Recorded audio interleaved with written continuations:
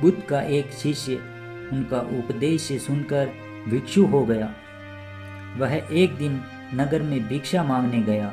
नियम था कि 3 घरों में भिक्षा मांगी जाती थी। बुद्ध के लगभग सारे शिष्य युवक थे। ये भिक्षु युवक भी शरीर से गठीला और सुंदर था। एक तो वह यौवन के रंग में रंगा हुआ था, अर्थात तन में आकर्षण था। दूसरा मन पवित्र था, अर्थात मन में ईश्वरीय शक्ति भरी हुई थी। जिसका तन और मन दोनों सुंदर है, वह परमात्मा के निकट है। वह भिक्षु एक घर के सामने भिक्षा मांगने के लिए रुका। वह मकान वसवंता नाम की एक वेश्या का था। वह भिक्षु की आवाज सुनकर तुरंत बाहर आ गई और द्वार पे देखा कि एक सुंदर नौजवान, जिसका शरीर गठा हुआ है एवं उसका मुख एक अलौकिक आभास से युक्त है। उसको देखकर ऐसा लग रहा था कि वह भिक्षु युवक शांति और आनंद में डूबा हुआ है। वेश्या उसे देखकर हैरान रह गई, जबकि वह स्वयं भी बहुत सुंदर थी। सारा वेश्याई नगर उसके पीछे घूमता था कि वह हमको स्वीकार कर ले, हमसे विवाह कर ले, पर वह किसी को भी स्वीकार नहीं करती थी।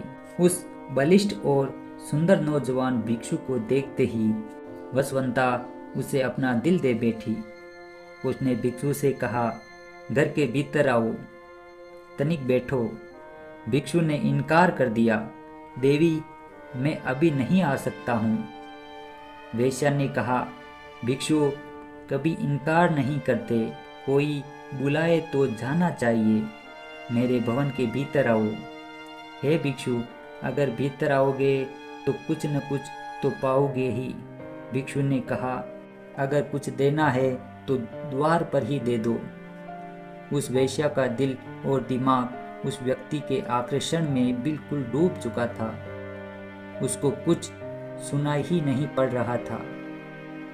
वह भिक्षु कुछ क्षण रुककर आगे की ओर बढ़ गया। दासी ने आकर कहा, अब द्वार पर कोई नहीं है, भीतर चलो। वसवंता की तंत्रा टूटी। वह बहुत दुखी और पीड़ित हुई। जबकि स्त्री के निवेदन को कोई पुरुष ठुकरा देता है तो उसकी हालत बड़ी खराब हो जाती है। वसवंता ने अपने जीवन में एक ही बार एक ही पुरुष के प्रति लगाव रखा था। उसने भी इनकार कर दिया। दिल टूट गया।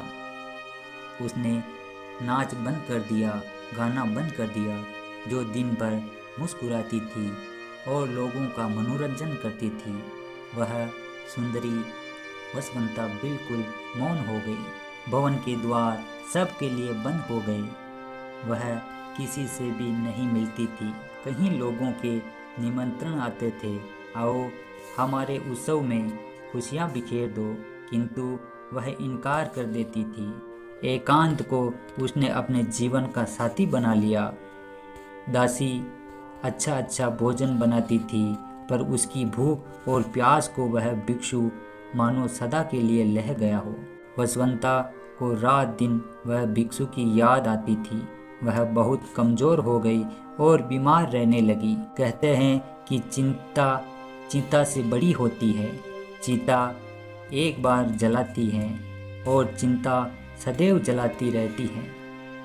वह कहीं आती जाती नहीं थी। एक ही स्थान पर लेटे लेटे उसके शरीर में कहीं जख्म हो गए। उसकी सुंदरता करूपता में बदल गई। अब उसे कोई देखना भी पसंद नहीं करता था। बहुत समय के बाद फिर वही भिक्षु उस नगर में पुनः आया। उसे मालूम पड़ा कि वसवंता बहुत बीमार है, उसकी हालत बहुत खराब है। भिक्षु उसके द्वार पर गया। दासी ने जाकर कहा कि वह भिक्षु आया है। वसवंता ने दासी से कहा, यहाँ पर मत आने दो। जब मैं सुंदर युवती थी, बहुत खूबसूरत थी, तब मेरा निवेदन स्वीकार नहीं किया। अब मैं बदसूरत और बीमार हो गई हूँ। अब मैं इनके सामने कैसे जाऊँ? नहीं जाऊँगी। पर इतने में भिक्षु अंदर आ गए। हे देवी, आज तुझे मेरी ज़रूरत है। उस समय तुझको मेरी ज़रूरत नहीं थी। उस समय तेरी सुंदरता, तेरे नाच गाने से मोहित होने वाले हजारों थे, किंतु दुख की कड़ी में सब दूर हो जाते हैं। अब तू चिंता न कर, शर्मिंदा मत हो, मैं तेरे पास रहकर तेरी सेवा करूँगा। भिक्षु ने पवित्र भाव से उसकी सेवा की। वसवंता की वासना मिट गई, उसका विवेक जाग उठा। भिक्षु उसे बुद्ध के पास ले गए। उसने प्रार्थना की, मुझे दीक्षा दो। बुद्ध से दीक्षा पाकर वह भिक्षुणी हो गई। अपना जीवन पति